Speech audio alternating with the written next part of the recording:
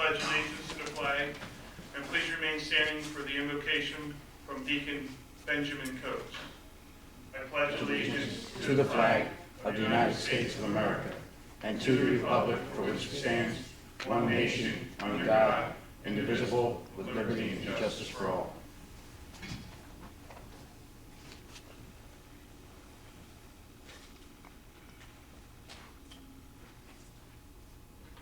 Good evening, everyone. Let's bow our heads.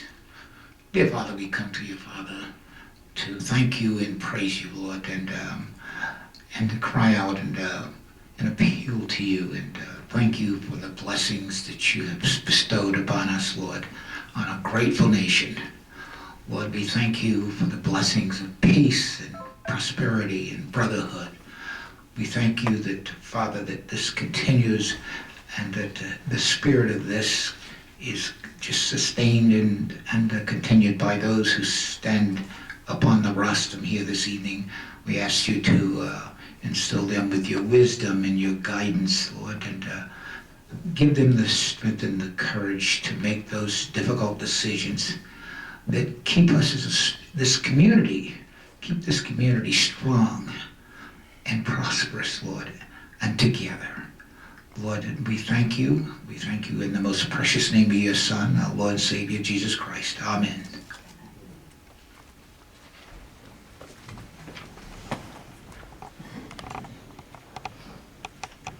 Thank you, Deacon. This regular meeting of the Township Council is being held in accordance with the schedule of meetings of the Township Council, established and adopted by the Township Council, with schedule designated time, date, and place of this meeting. Adequate public notice of this meeting has been provided pursuant to the provisions of the Open Public Meetings Act. For use of electronic amplifying and recording device in order to obtain an audible and clear record, we request all those wishing to speak be recognized and state your name and address directly into the microphone. Recording device be solely utilized by the Township Clerk's Office and shall be the official record of Township Council meetings. Roll call, please. Mr. Hutchinson? Present. Mr. Schmidt? Present. Mr. Schuyler? Mrs. Trotter? Here. Mrs. Winters? Here. Mr. Mercado? Present. Mr. Iannaccini? Present. Mr. Lackner? Here. Chief Farrell? Here. Mr. Garlinger? Here. Mr. Cardis? Here.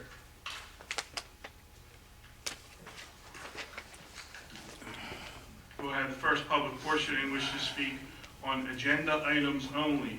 Please raise your hand, come to the microphone. Ray?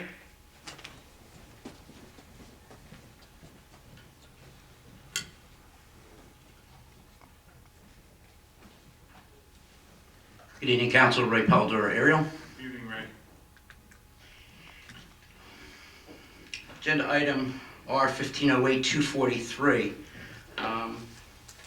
$50,000 dedicated, I'm sorry? 243, my apologies. We don't have a 243, right?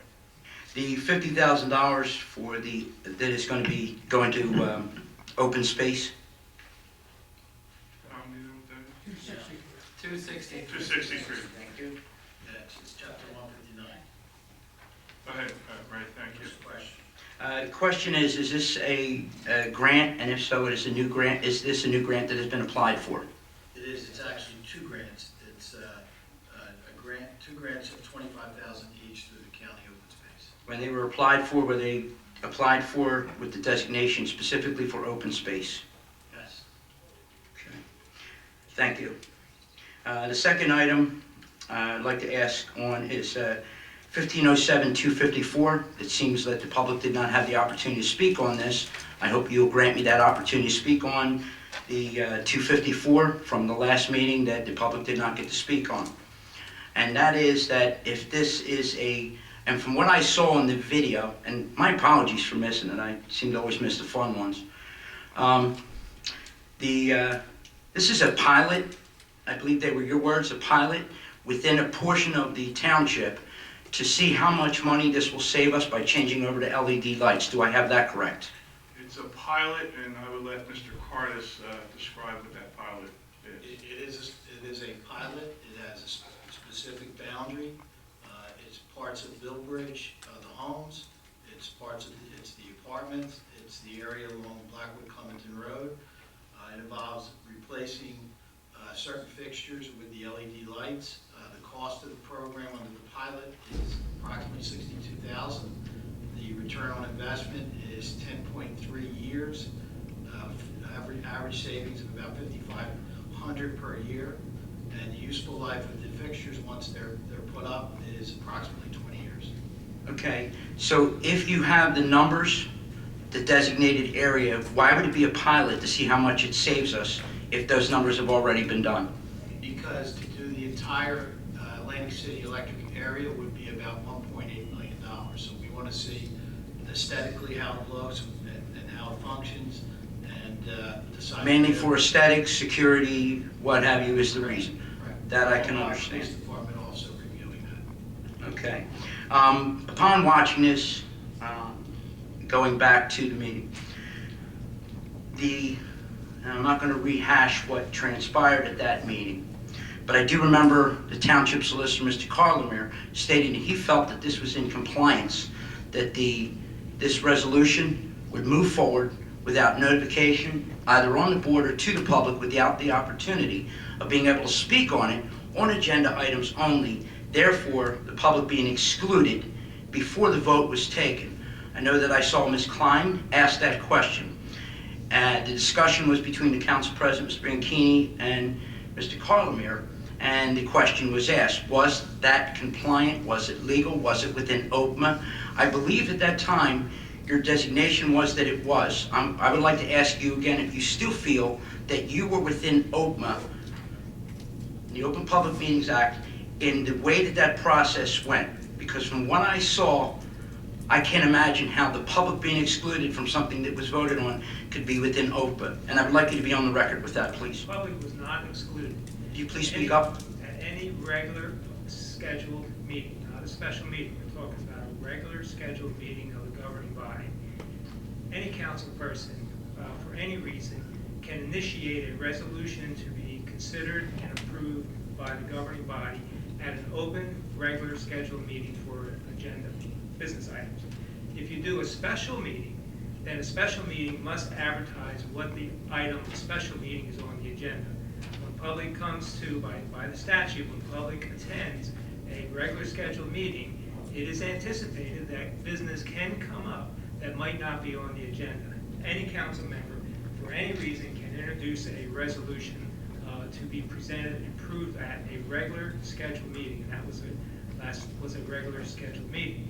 Now, I understand what the concern was, because we have always tried to put agenda items as much as possible to be as open and transparent as possible. It does not prevent a governing body council member of introducing a resolution at a regular scheduled meeting to be placed on the agenda, and that's what that was. Okay, if we're talking about transparency in the way of government has to do with parameters of honesty and being forthcoming. That being the case, when this meeting started, and you knew when you sat down that this was going to be an item of discussion, would not it have been more ethical to mention that walk-on resolution before the first public portion so that it would enable the public to speak on it? Even though it was a last-minute walk-on, it still would have at least given the opportunity to the public to speak on that, and it would not cause the confusion of what has gone on now. And Ray, I think we addressed that. If I'm sure you watched the total meeting. At the end of the meeting, I declared that no walk-on resolutions would be approved unless they are properly posted, which was the yellow sheets, and unless it was entirely an emergency type situation. Otherwise, that resolution has to wait. So I made that, not in those words, but I made that declaration to address that issue because so that it would not, those situations would not happen.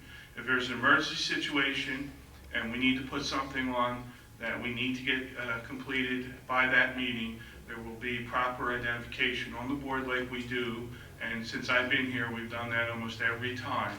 And that will be with the yellow sheets, and that will be the way we handle it. If it is not done that way, then we will not address it until the next meeting. Is that something, and forgive me for nitpicking, but legally speaking, is Is that something that the council will put in writing and agree to across the board?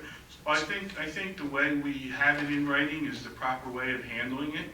I think in that situation, it needed to, or it's felt that it was needed to go on in that meeting, and so we did it that way. However, we're going to make sure that there's no question in anybody's mind that we're walking something on without somebody having the ability to question it. So I think we addressed it. I think we will make sure. I don't necessarily think we need to do it by resolution, right, or document, but you've had my word on it, and I can tell you that's how we're going to do it until I'm no longer here, and then at that point, that council will continue. But I have faith in the folks that will be here, that they will continue to do it in that manner.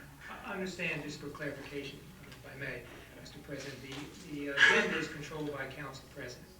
And that's the policy or position that Council President and the rest of Council is in agreement to function in that way. The fact that the intent of the Council President and the governing body is to put walk-on resolutions up on the board as early as possible on different color paper does not make the action that took place last council meeting improper or illegal by your words. Because by the statute, governing member of the governing body that feels that it is necessary can request a resolution to be introduced at any portion of the meeting. We introduced it, or I introduced it, at the end of the resolutions section of the meeting as an add-on resolution. And I was very clear in explaining why it came on last minute. And that does not mean it's illegal, because the governing body would much prefer the other methods which they control the agenda. But I was asked whether it was legal or not, and it was a legal introduction of a resolution at that portion of the meeting. With having that information coming to this meeting, knowing that the public would speak on agenda items only, what was the decision process that you used in allowing that not to be even worthy of mention before the public portion covering agenda items? Why is it that you allowed that public portion to pass, and then the public would only get to speak after a vote on that? I'm just curious to what your mindset was on that. When I received the call late that afternoon, a little after 5, by the business administrator as why this was not on the agenda item and what the need was for that, business administrator asked me if I can do a resolution, which I was not prepared prior to that. I did a resolution at around 5:30, 6 o'clock that night. When I walked in, just before the meeting, I gave the resolution to the clerk, and I advised the clerk that I will introduce this resolution as requested at the appropriate end of the resolution that are listed on the agenda, and handed it to the clerk to copy all members of council. That's how it was introduced. Wasn't thought as whether or not it should be posted, wasn't thought as to whether or not introduced at any other section of the meeting other than my comment. We will number this in its appropriate order and do it at the end of the resolution items. It just seems to go in contradiction of the true meaning of the word Open Public Meetings Act. Well, it does. And again, I understand what you're saying and how you're perceiving it, but there wasn't an intent to keep this from it was read, it was discussed openly at length, it was explained as to why it was being walked on, what the necessity of it, and why it was felt to be important that it be passed at that meeting, and that's how it was explained. I would have to call in the question then, if it was that important, why did it not move from the administration to you in a quicker fashion? It sat for a month and then became a hurry-up item. And again, I'm going by what I witnessed on the video and what had transcribed here at the meeting. It just seemed there was only urgency on the night of the meeting, none to get it to you. And the only reason I'm asking these questions is recently it's been difficult in seeing the true transparency or the integrity, because with that happening last week, and the agendas are now coming up online around noontime the day of the meeting, it seems like the transparency is becoming clouded. Well, I don't necessarily agree with you on that, Ray. I think this council continues to have 2 open public portions. We don't have to have 2 open public portions. We mentioned at the last workshop that if any question on eGov came in and it had to deal with agenda items, we are now going to talk about that prior to the open public portion so that people can hear it and could weigh in on it if they feel like they need to weigh in on that. So again, I think we continue to strive to be transparent. And hey, every time something happens, we take a look at it, we talk about it, we do make appropriate changes. So I think we addressed this. I think we addressed it so that it won't happen again. And I'm confident that we're moving in the right direction. Ms. Bikini, I'll give you credit for the conduct of the meeting. I don't know that that transcribes to true transparency with this government body. And the other part of what transcribed at this meeting, last time you met at a regular meeting, that will be appropriate for the open public portion. But I thank you for the time, and I'm glad to see that you corrected what we'll call an oversight. Thank you. Thank you. Anyone else? Pete?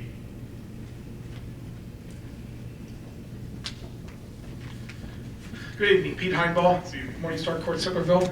Just one question related to the agenda, and it's to the bill list. I see there's, just scanning through the bill list, I see there's a few handful of items that are marked as storm-related expenditures. And that's been the case over the past several bill lists since the storm. I take it we're sort of gathering and accumulating those expenditures, and we know the total of what the township considers storm-related expenditure. Do you have it? Over the next time, would you know that? Do we have an amount? Absolutely, we are. And again, I've been here for 26 years. I consider that to be the worst natural disaster that we've ever faced. And what's happening now is people continue to bring brush out of their backyards. What we took the first round was mostly the stuff that was in the front of the yards. And it's unbelievable the amount of brush we're picking up. Do you have a dollar amount expenditure total I don't at to this date? point. Okay. I'm working with Ray Evans and emergency management to put some numbers together. When those are all accumulated and gathered, what do you think we'll be doing with that expenditure? Will we be submitting to the state for aid, or? Well, it sounds like FEMA usually gives you an opportunity to get some of those costs back. How much, we probably still don't know at this point. We don't know. I'm assuming that we're going to absorb most of it ourselves.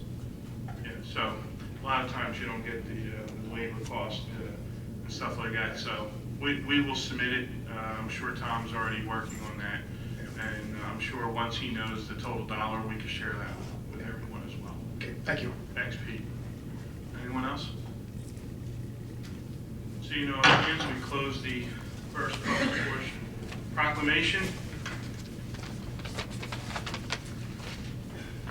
Whereas addiction is disease and the stigma associated with addiction must be addressed so that no one feels shame or disgrace over a drug overdose. And whereas prescription drug overdose is now the #1 cause of accidental death in the nation, getting car accidents for the first time. And whereas according to the Center for Disease Control and Prevention, 113 people died as a result of drug overdose, and another 6,748 are treated in the emergency department for the misuse of abuse of drugs every day in the United States. And whereas by acknowledging all those who have been affected by overdose, we help the general public understand the effects of New Jersey community. And whereas the Governor's Council on Alcoholism and Drug Abuse remains committed to raising awareness in order to combat stigma and educate New Jersey's communities about overdose prevention. Now therefore, I, Mayor David Mayer, and I, Glenn B. Key, President of Gloucester Township Council, do hereby proclaim August 31st, 2014, a year later, as Overdose Awareness Day for the Township of Gloucester, and urge all residents to learn about this disease and to aid and support those affected by it. Thank you, Rob. Minutes? Regular meeting and session minutes, regular minutes, 7:13 and 7:27, and workshop July 10th. Motion to approve the minutes. On the question? Roll call, please. Mr. Hudson? Yes. Mr. Smith? Yes, for the extension on the list to workshop and shops in July, please. Mrs. Strato? Yes, and I abstain from the July 27th. Mrs. Winters? Yes. Mrs. Otto? Yes, but I abstain from the August workshop. Mr. Eaton? Yes. We now have resolutions of consent agenda. Any council person wishing to remove any of these resolutions, please let me know now. Do I have a motion to approve the consent agenda? So moved. On the question, roll call, please. Michelle. Mr. Hudson? Yes. Mr. Schmidt? Yes. Mrs. Strato? Yes. Mrs. Enders? Mr. Mercado? Yes. Mr. Beatty? Yes. Regular agenda? 265, resolution accepting security of Fulton Bank and authorizing execution of agreement and acceptance of letter of credit of Bill 2 LLC. This resolution accepts the letter of credit authorizing acceptance letter of credit of Billa 2 LLC from Fulton Bank. Motion to approve. So moved. Second. On the question, roll call, please. Mr. Hutchinson? Yes. Mr. Schmidt? Yes. Mrs. Strato? Yes. Mrs. Enders? Mr. Mercado? Yes. Mr. Beatty? Yes. 266, resolution considering application of Sri Cooper Krupa LLC for person-to-person transfer of primary retail consumption license held by Cherrywood Liquor and Lounge Incorporated. As this title states, the resolution is for considering an application of Shari Krupa for person-to-person transfer of plenary retail consumption license held by Cherrywood Liquors and Lounge. Dave, anything to add to that? Just changing the resolution Yeah. to effective Wednesday, not tomorrow. So this will become effective August 12th. Yes. Just something. Anything else? Motion to approve. So moved. Second? On the question, roll call, please. Mr. Hutchinson? Yes. Mr. Schmidt? Yes. Mrs. Strato? Yes. Mrs. Enders? Mr. Mercado? Yes. Mr. Beatty? Yes. We now have a public hearing, and I declare the public hearing open for Dream Car Auto House LLC. This is a used car dealership located on Cross Keys Road. Dave, is there anything special on this? Your record should reflect that the application is properly before council for approval and part of this public hearing as required by ordinance. The applicant has properly made his application, has submitted requesting information through the Department of Police, but there does not seem to be any objection. The publication has been proper, and there has been no notice or anyone desiring to appear in opposition to the application for the used car business. I do feel that it's been before the zoning board of adjustments, so Mr. Leckman might have some comments for our governing body. Mr. Lecker, any comments? Thank you, Council President. I just wanted to make for the public record that this applicant did appear before the Zoning Board of Adjustment, granted a use variance and a site plan waiver on June the 24th, 2015. I just wanted to make for the record that the board's resolution is conditioned upon the applicant doing a couple things. Maintenance of the drainage basin and a stop bar as you exit onto Berlin Cross Keys Road. I just wanted not to fall through the cracks. So who will be following it up? The zoning officer will follow up on the resolution. Okay to Yes, you continue? can continue.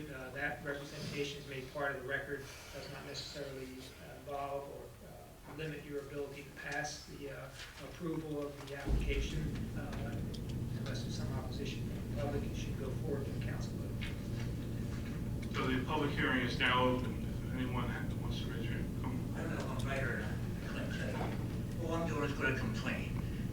The code State your is- name and address, Oh, please. Bob Harbinson, 1614 Heights Mews. I called the code enforcement at the mayor's office for the code enforcement at College Drive in Broad Acres, that vacant, Is this for this public hearing, sir? I don't know. Used car dealership? No. Okay. You We'll said have the public. second public hearing. Okay, I'm sorry, I got some things. Yeah. He knows. Tell me what it I'm was. sorry. I don't know. We have someone for the public hearing for the used car dealership. Yes, sir. Sorry about that, sir. Good evening, my name is Richard Budman. I am the owner of Dream Car Auto House. I thank you. I just wanted to let you know that the question was about the stop bar and the maintenance of the basin. The stop bar is in place. The entire lot has been repaved, arrows have been put.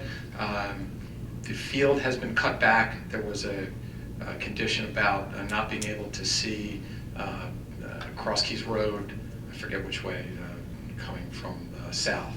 That has been taken care of, and there is a weekly maintenance contractor that comes to clear, to maintain the basin in the area. Thank you. Thank you, sir. Anyone else? Seeing no other hands, we close this public hearing. A motion is in order, council is prepared to move to approve or reject. Motion? Motion to approve. Second. On the question, roll call, please.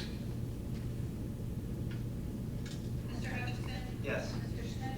Yes. Mrs. Estrada? Yes. Mrs. Fincher? Mr. Mercado? Yes. Mr. Bailey? Yes. Good luck. We have no GTE Gov access questions, and as I was stating earlier to Mr. Paldoro, that the council discussed at the workshop that any GTE Gov questions that come in and has to do with the agenda items, we will read them at the beginning prior to the public portion.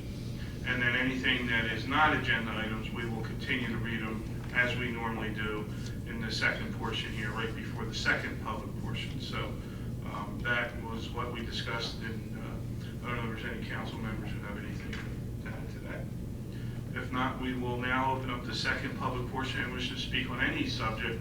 Please raise your hand, come to the mic. Sir? Yes. I'm 88 years old and I don't care. He probably knows me from before. No, my name's Bob Harbinson. I live at 1614 Huntington Mews. The building there at College Driving and Blackwood Clement Road is a disgrace. It looks like South Camden. I went to the mayor's office about it, the code enforcement on it. I believe they notified them down there on it. I gave them pictures on it. It's this high, the grass. The fence up there is broke down. It looks like South Camden. We should get 3% for our sales tax because it's a depressed area. That and Broad Acres, Broad Acres, the bridge. How long is it going to take to get that taken care of? I mean, it was back, I was speaking to him earlier, Tom. I was speaking to the gentleman. That's an NJEIT project. We have called the state several times, the DEP, to get approval on that. I believe they either just approved it or they're going to be approving it this week. Again, we impressed upon them that the road is closed. It's a huge inconvenience to the people that live in that area. We can't put school buses over, so they had to reroute. We're pushing. But again, because it's an NJEIT project, it requires DEP approval. And that there, and the sidewalk there on College Drive, I believe there's a concrete walk under all the dirt and everything. The county cleaned it up a little bit. I mean, most of it now I used to keep it clean. I cut it, my children took my chainsaw and my lawnmower and all of me because I'm too old. But I'd like to get somebody, like a front end loader, to come down there and see if there is a sidewalk under there. Tom, could you take a look at that, please? Yeah. But they are going to push on getting that done. Because when you go out there and make a left-hand turn, it's dangerous. Yeah, and Tom will stay on top of it and see when we can get that. That's all I want to know. If you could give us your phone number, sir. Oh, I'll give it to clerk. Tom will be in contact with you so you can stay on top. And Chief, if you could have code enforcement go out there again.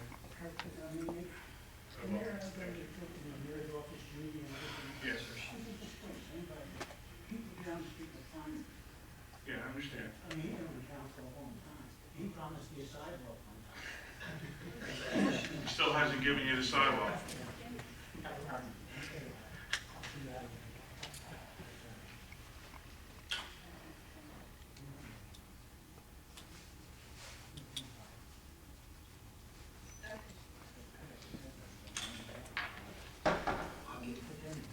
Mr. Harvard. On the College Drive Blackwood Clement station on the corner. I saw them working And we on it. went in front of the planning board for a dental office there, correct? Yes, that was approved for a dental office, and they're ready to go on the construction pretty soon. it's a disgrace, it looks like South Canyon. I can